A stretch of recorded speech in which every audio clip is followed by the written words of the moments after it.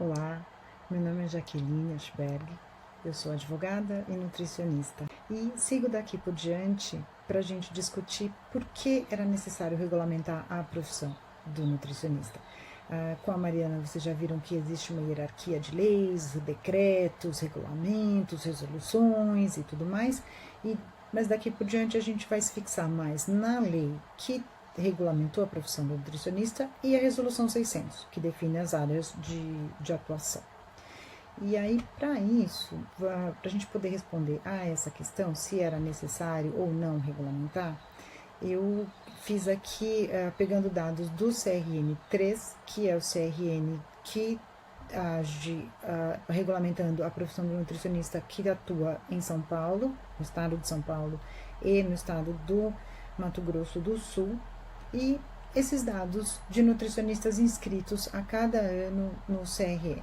Então a gente vê que de 95 a 2018 esse número cresce e cresce muito. Esse crescimento, esse incremento no número de profissionais também significa novos cursos de nutrição, novas faculdades de nutrição. O que também, lamento dizer, mas é uma conclusão que a gente pode tirar, a competitividade é maior entre os profissionais. Um ponto para regulamentar, a gente precisa ter regras. Então aqui eu mostro, deixa eu só ajeitar aqui a minha imagem, um outro estudo, esse já feito pelo CFN, o Conselho Federal de Nutricionistas, no ano de 2017. E ele aqui tenta mostrar o número de profissionais que atuam em cada área. E aí fica bastante fácil da gente ver algumas coisas. A gente vê que a alimentação coletiva e nutrição clínica estão ali empatados, posso dizer assim. A saúde coletiva também emprega bastante, um número bastante alto de nutricionistas, e a docência. Como eu falei antes, se temos mais nutricionistas, também temos mais escolas, também temos mais cursos de graduação formando nutricionistas, também os técnicos em nutrição. E então a atividade de professor numa escola de nutrição, o de supervisor pedagógico, o diretor, também acaba sendo uma atividade importante no exercício da nossa profissão. E agora passamos aqui. Este é um outro quadro que não tá. Pronto, agora foi. Esse aqui, colocar para aqui numa outra posição. É o mesmo estudo, esse mesmo estudo sobre a organização e as áreas de atuação que a gente pode ter nutricionista, e esse é um documento bastante importante, porque ele mostra também muitos outros dados. Este é um estudo mais abrangente, vale a pena ser folheado, pelo menos por vocês. E aqui a gente vê informações bem interessantes, quantos são homens, quantos são mulheres. A gente vê que 94,1% dos profissionais são do sexo feminino. São brancos, tem a idade e tudo mais. É um infográfico que eu trouxe a título de ilustração, mas acho que vale bastante a pena vocês darem uma olhada qualquer dia desses. Mas enfim, vamos aqui tratar algumas outras coisas. Então a gente vê que o aumento do número de profissionais também acaba nos dizendo algumas outras coisas. O avanço técnico, a gente tem novas pesquisas, novas tecnologias nesse mundo da nutrição, e isso abre novas áreas de atuação, novos postos de trabalho em outros lugares às vezes. E a gente tem aqui uma valorização da profissão. Essa valorização vai acabar nos mostrando o quê? Nós temos muitos brasileiros sofrendo de doenças crônicas, né? As doenças agudas deixam de ser um problema muito grave, elas existem, evidente, não dá para dizer isso, mas as doenças crônicas passam a ter um lugar de muita importância no tratamento dos brasileiros. Então a gente tem, como doença crônica, diabetes, a própria obesidade, a hipertensão, o câncer, as doenças cardiovasculares. E essas doenças todas, nestas doenças todas, a atuação de um nutricionista pode ser muito importante, tão importante quanto a atuação do próprio médico. A gente sabe que com uma boa alimentação, um tratamento de câncer vai ter um desfecho melhor.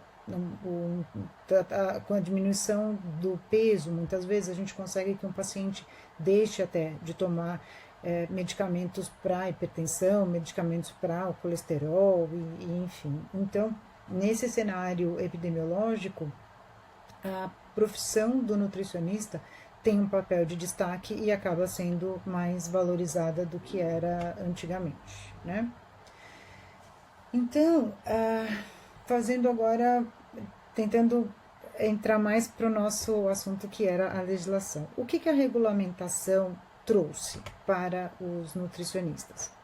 Então, a gente volta lá. A Lei 8.234, de 91, ela, no artigo 3º e 4º, se eu não me engano, ela descreve ela determina, né? Então, ela está dizendo quais são as atividades que são privativas dos nutricionistas e as atividades que são complementares à profissão do nutricionista. Então, é o caso da docência, uma atividade complementar. Outras pessoas podem ser professores de matemática, professores de biologia, professores de português, enfim.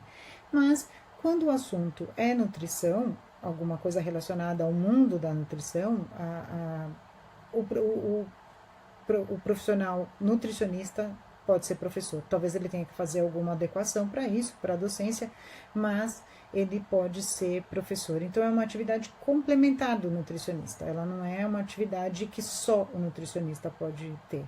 Ao passo que uma atividade que é privativa do nutricionista, por exemplo, é a dieta. A dieta só o nutricionista pode realizar essa atividade.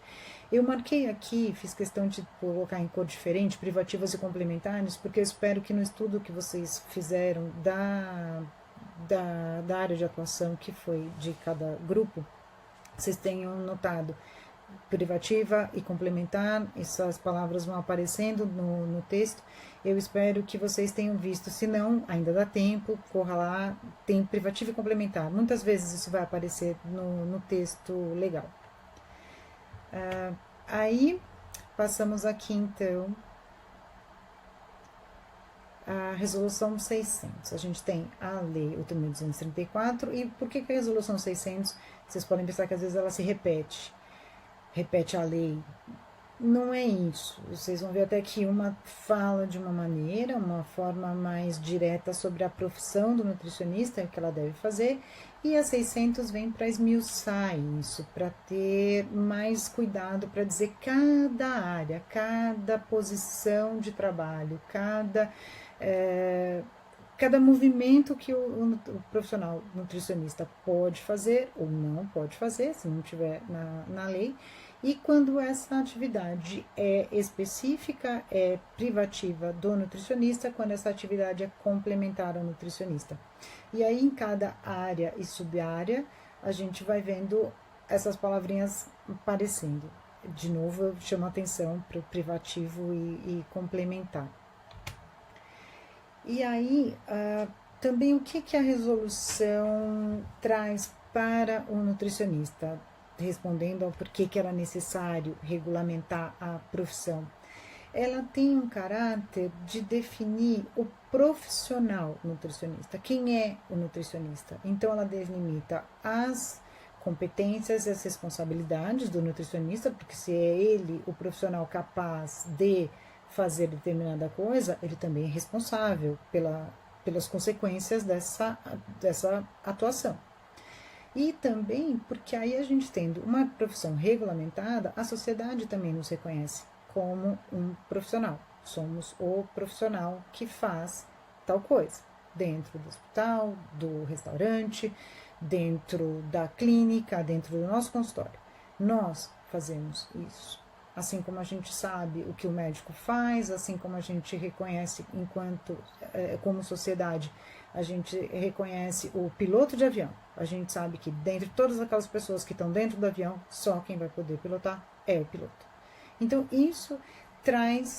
a lei traz isso. Nós somos o profissional que faz isso e a sociedade nos reconhece assim.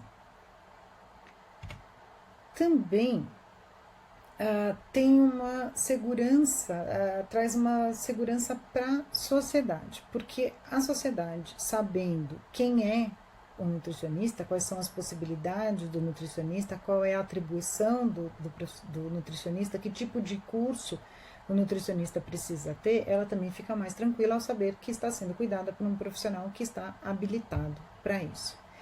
E assim ela fica mais alerta contra a ação de leigos. Eu esperava que as pessoas fizessem uma diferença um pouco maior entre as blogueiras e os nutricionistas, mas, né, confiemos que isso vai acontecer um dia. Mas, enfim, a garantia de um bom serviço, de um serviço prestado por alguém que tem expertise no assunto, que está regulamentado perante o seu conselho, é uma garantia de um bom serviço para a sociedade. E aqui eu preciso lembrar de uma coisa, nós não estamos aqui fazendo exatamente uma comparação entre a legislação anterior e a legislação atual, mas a resolução anterior trazia algumas diferenças e eu acho que uma é bastante importante da gente perceber.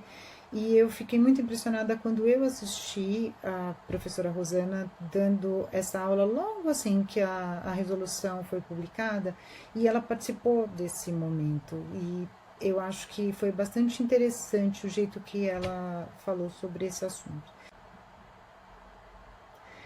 Então aqui eu convido vocês a analisar esses dois quadros. Esses quadros foram apresentados na aula da professora Rosana, que eu acabei de citar, lá em 2018, falando sobre a novíssima resolução naquela época.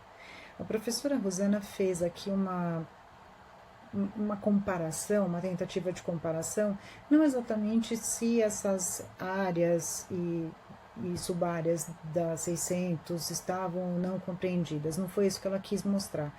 O que ela quis mostrar aqui é uma coisa bastante interessante, que é a inclusão do vocábulo nutrição em todas as áreas de atuação do nutricionista na 600. Deem uma olhada aqui na 380, a gente tinha alimentação coletiva, não tinha a palavra nutrição, tinha saúde coletiva, tinha docência, indústrias de alimentos, né? E faltava aí o nutrição. Aí você fala, mas é uma bobagem, é uma palavrinha só, todo mundo sabe que a resolução está falando do nutricionista e tal. Parece que não foi. Parece que foi uma discussão bastante acalorada durante a preparação da resolução 600. Foram muitas reuniões para que isso acontecesse, foram anos de discussão, na verdade, e eles acharam que colocando nutrição em alimentação coletiva, nutrição em esportes e exercício físico, nutrição na cadeia de produção, isso ia trazer um caráter de só o nutricionista pode cuidar das atividades dessas áreas e subáreas. Eu achei bastante interessante isso, por isso que eu estou trazendo para vocês, não para fazer exatamente uma volta no tempo, mas é interessante ver, né, que uma palavrinha na lei pode fazer diferença. Eu espero ter ajudado vocês e continuo, né, à disposição para a gente discutir o que a gente está falando aqui. Muito obrigada.